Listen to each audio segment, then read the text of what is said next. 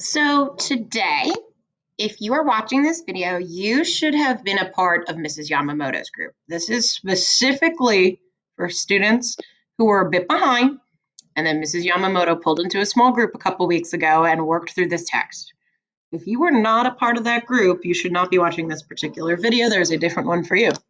So at this point, if you are following along with her, you should, and with me, you should have already written a topic sentence.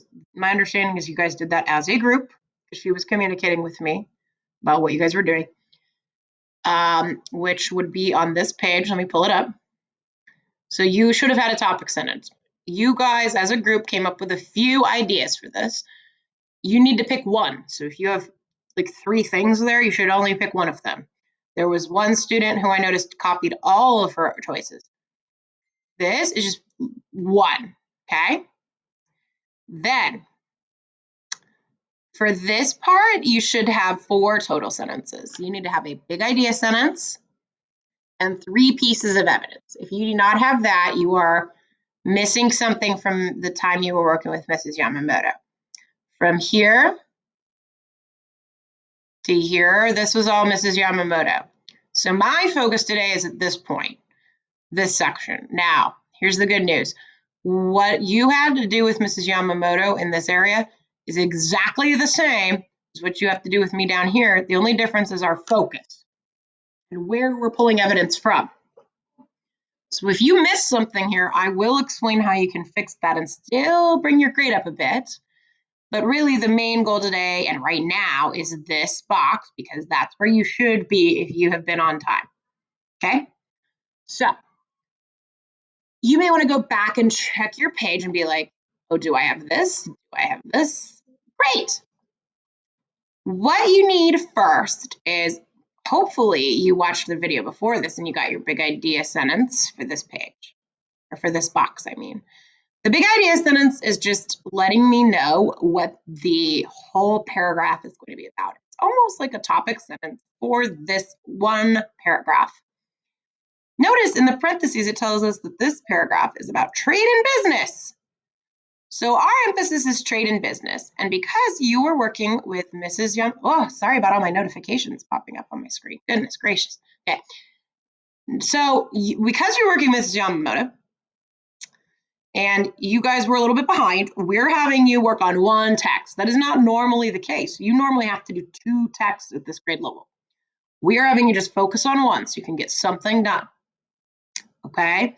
So that you understand how to pull evidence. That's our main goal right now. So we're going to go to the text that we were looking at together, and that text was Life of Spice.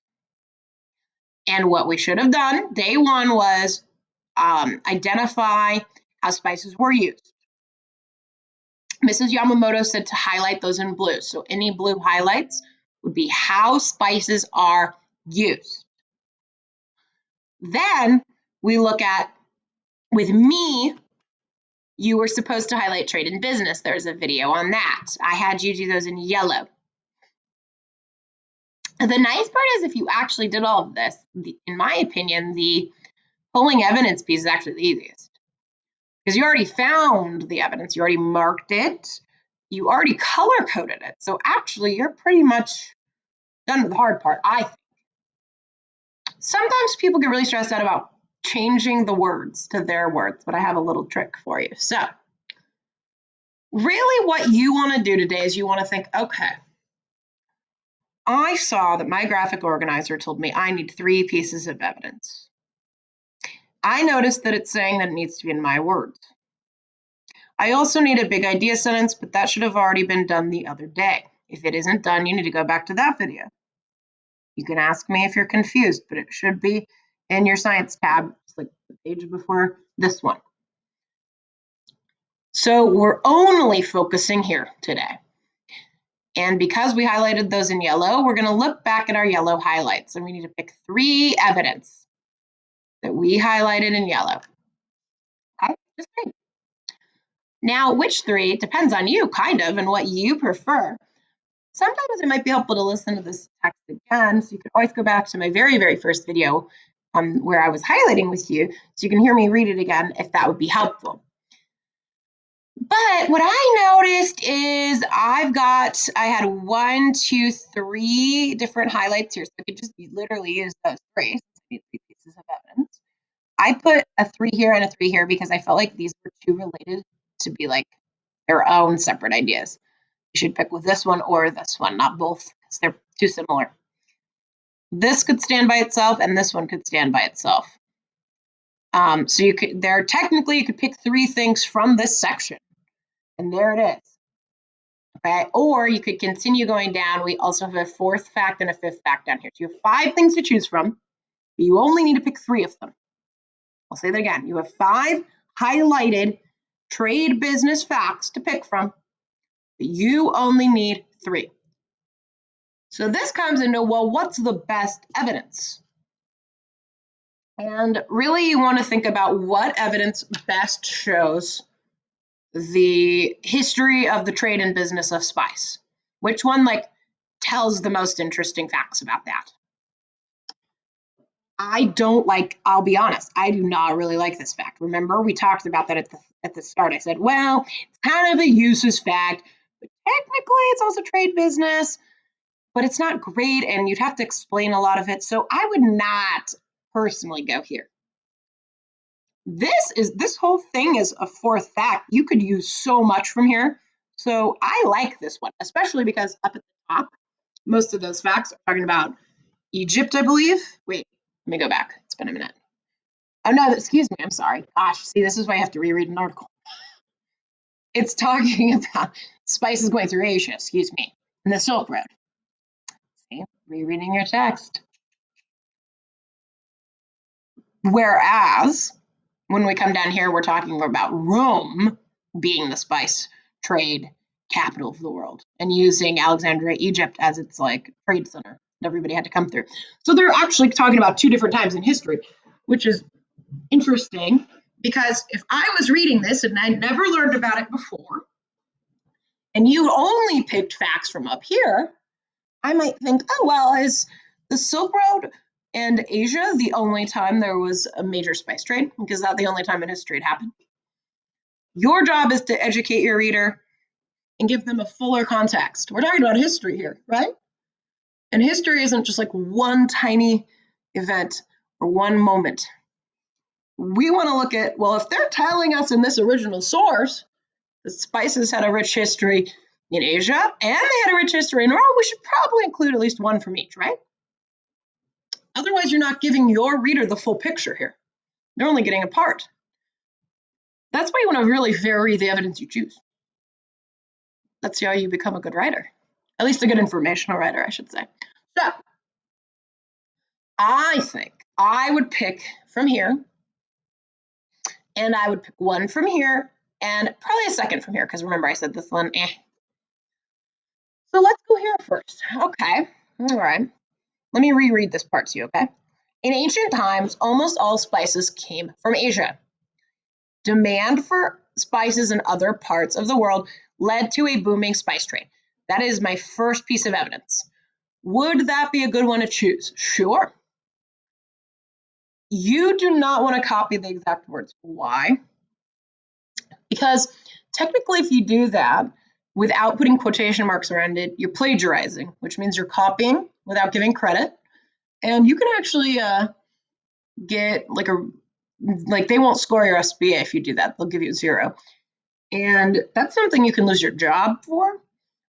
Because I saw my husband at his company, somebody was copying exact words and they got fired. This is a true story. So you have to learn just in general not to do that. Yes, there are times we're going to credit the source. And then we would put those things in quotes. That's what we're doing this year. We're doing what's called paraphrasing. Paraphrasing means you look at evidence, you look at a text, and you put it in your way. It's still evidence, right? You didn't make this up. It still came from a source, but you have to tell me it how you would explain it. So how would you explain, if you were to pick this one, how would you explain almost all spices came from Asia and that the demand from spices in other parts of the world led to a booming spice trade? If you have a hard time naturally coming up with other words, I have 2 strategies for you. The first is you read it to yourself 3 times. Then you closed your eyes and you try to say it back. Watch me, because I'm probably not going to say it the same way that the text did. I would say, during a period of history, the spice trade in Asia was, hold on, see, and it takes me a minute. I have to do it a couple times. I was going to say lucrative, but that's a word you guys might not know. I would say, okay, Asia, okay, let me start over. Asia had a booming spice trade, and part of that was because of the demand of spices across the world. There, see, there you go. I actually said exactly the same thing in different words. Did it take me a second? Yeah, it's not an immediate process. Writing takes like finesse. That means changing it up, fixing it. You might have to try doing what I just did a couple times. See, I had to do it a couple times. Now, if you don't like that strategy, you can also take some words and switch them around, change the order, or you could say, oh, like a word like booming, and I change that to be like popular spice trade, or a spice trade that was doing very well, right? Think of a different word, a synonym for that word. And you can also go to thesaurus.com, which you can ask me for if you need help, or if you have a thesaurus in your house, that gives you words that mean the same thing. So you could pick that one. The second one you could pick is this. At first, all trade involved making a grueling trip over land routes with a caravan of camels to carry the spices. You could say, in olden times, or in the beginning, when the spices were traded, they needed to go by land with a caravan of camels. Look, I said the same thing, change the words around. There you go, right? It's just you put it your way. That's it. Is that harder to do if you're not as experienced as me because I'm a grown-up? Sure. Just try it though. You're going to get better as you go. And then you could say the most famous of these routes was the Silk Road, or the most famous of these routes was the Silk Road, which connected Asia with the Mediterranean world, including Europe and North Africa. So you could say, one of the most famous trading routes in history was the Silk Road, which connected different parts of the world, or which connected Asia to other parts of the world. You don't have to list every single part of the world, right? You can just summarize or paraphrase. And then this was the one where I said, if you pick this first Silk Road fact, you don't want to pick this one too. It becomes too repetitive. You could combine them into one fact also, instead of making them two separate ones, or just don't choose both. So then this one says, by linking a number of ancient kingdoms and empires, Silk Road helped spread ideas, inventions, and cultures, as well as spices and silk across much of the world. So I actually think that fact tells us more about the Silk Road than the first one. So if I were choosing it, I'd actually combine both pieces of evidence, and I would say something like this. And I'm not looking at the text right now. I'm doing that close my eyes thing, basically. I'm not looking, I'm looking down, and I'm thinking of what I would say. I would probably say one of the most famous trade routes in history was the Silk Road, comma. It helped to spread ideas, inventions, and it also was important for trade. There you go, right? I didn't get everything in there, but I summarized it in my way. And I actually used both pieces. And if I'm talking too fast, rewind and watch again, so you can see my process a little bit. Now, if you use these three and that was all you picked, cool. All right, you're done technically. But I said I would recommend using this one too, or in addition to, or instead of one of the ones up top, because this is a little different, because now we're talking about a completely different area. We're talking about Rome, and we're also talking about a later time period. So it says, in the 1st century BCE, Rome became the spice trade king when it set up a powerful trade center in Alexandria, Egypt. All spices from Asia had to pass through this center to get to southern Europe and northern Africa. By controlling the spice trade, Rome added to its own financial strength and its power over other civilizations. There's like a ton of information in there. I'm hearing Rome became the new sort of successful controller of trade. Later on, I'm hearing that they were like the spice king of the first century. I'm hearing that they also made a lot of money because they were basically like, everybody's got to stop through this one center so we can tax you, and then you can come to us, which is genius, but also rude. So I would probably say something like later on, Rome became the spice king, and they controlled most of the trade coming out of Asia and made a lot of money because they made everybody stop in Alexandria, Egypt, before they came to Rome. It's a little harder to explain. That's why you've got to cut down a little bit on what you're saying. And why I like choosing that one is because it gives the reader even more history. If you already reference the Silk Road, then they realize, oh, the Silk Road, that was earlier, and now later this happened. Ah, right? Again, I'm not going to use this one, so let's leave that alone. So you may be thinking, okay, well, that's great. You told me how to summarize it, but what now? Well, after each of those steps, after you pick the one you want, you should try what Mrs. Courteau tried, which is like, how would I say it in my words? Read it a few times, close your eyes, try to say it, and then write it immediately. Immediately. Repetitive, repeating is the way to remember stuff. It's how I remember a lot of things, numbers and codes and facts. Even when I learn a person's name, in my head, I'm repeating. Repetition is how you learn. So if you're concerned you're not going to remember what you said, keep saying it to yourself in your head, right? Say, if I chose the first fact, almost all spices came from Asia. Demand for spices in other parts of the world led to a booming spice trade. Okay, I'm going to choose that fact. I'm going to go into my note taker. I don't want to forget what I said, and I want to put it in my words. So how do I do that? I think I'm going to say, I'm going to say, in early times, actually, no, see, this is how I work. As I write, I change constantly. It's true.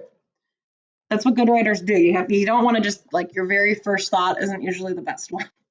It's true. So, okay, I'm gonna go in ancient times. Let's see, Asia controlled much of the spice trade throughout the world, and demand was high. See, and that wasn't even what I said the first time. But I got the gist of what I was going to say. And if I wasn't sure, and I looked at that last page, then I looked here and I thought of this fact. You probably don't type as fast as me, so I might be saying, in ancient times, Asia controlled much of the spice trade throughout the world. Demand was high. But in ancient times, Asia controlled much of the spice trade across the world and demand was high. In ancient times, Asia controlled much of the spice trade across the world and demand was high. And you're saying it to yourself in your head over and over and over again as you type. Help yourself remember the fact. But I'm not done. I need a transition word. I just wanted to write this so I didn't forget my fact. Finding evidence can be hard.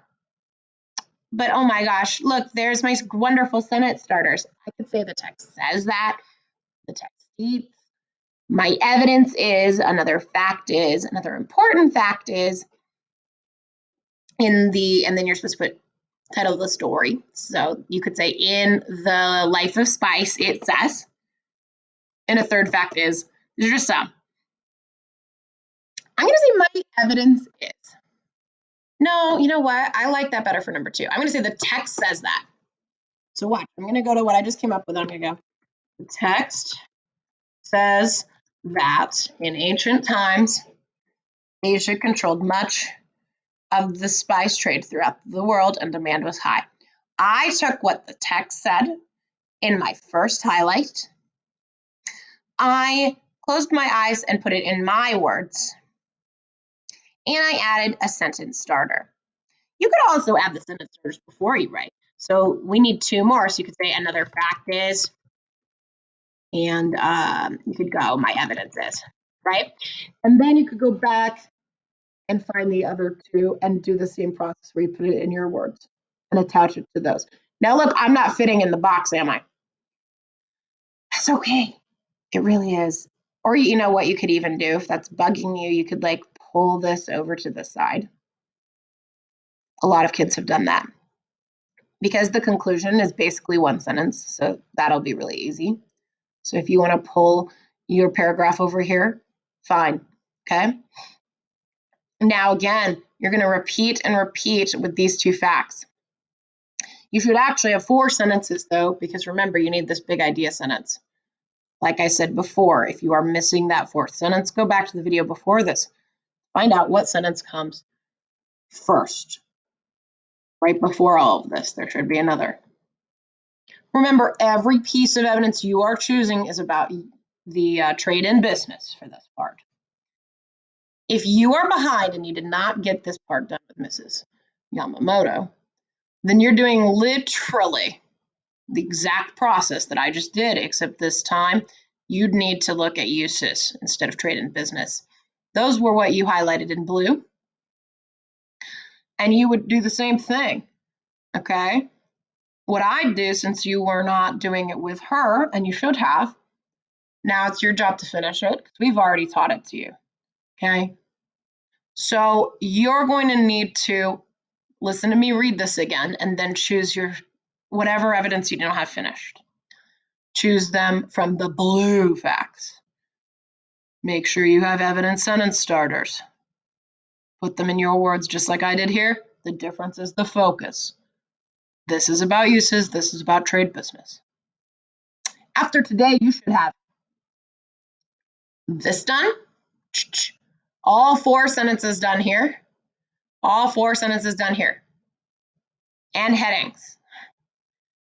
This is the only thing that should not be done right here, which will be in our next video. This is supposed to take a while, by the way. Writing is not a fast process. I have a story I've been working on for 10 years. I don't want you to be me, because that's crazy. It shouldn't have taken me that long. That's excessive. But my point is, writing is not fast. Writing is an art. I want you to think about it that way. It might be hard, but think about, what can I say that is interesting? What can I say that's different? That's what's beautiful about art and writing. Everyone will say it differently. The way I chose my first fact is going to be super different than the way you choose it. And there's not one right way as long as you include enough information. That's why I want you to put it in your words, because I want to know what you're going to say. Okay? Good luck. You get to do the other ones. You need to make sure you have at least 3 facts. Good luck.